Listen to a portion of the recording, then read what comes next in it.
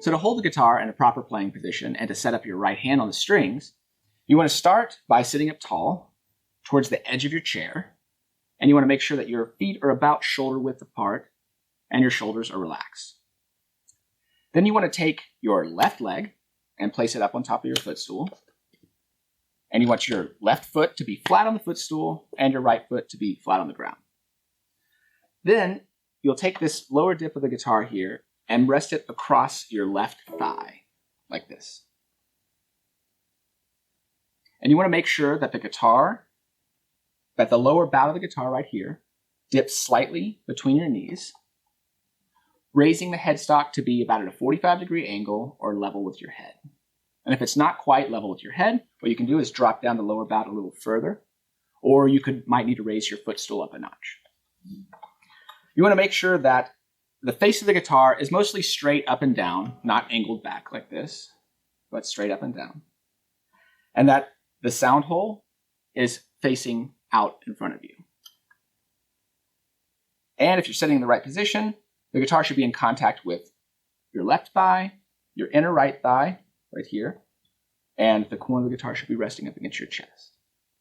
Though you don't want the guitar totally pressed up against your chest, but there should be a little bit of space right here between you and the guitar, and it's mostly making contact on the corner of the guitar right here. Now, when positioning your right hand on the guitar, you want to first imagine that there's a line that goes straight from the bridge to the edge of the guitar right here. And that's where you want to place your forearm. And you want to rest your forearm there just a couple of inches before your elbow. So then make sure your wrist stays straight and that you want to place your thumb, index, and middle fingers on the top 3 strings, which are the ones closest to the floor, and place them just behind the rosette right here. You want to make sure that your thumb is to the left of your fingers and that your fingers are nice and relaxed and curved over the string.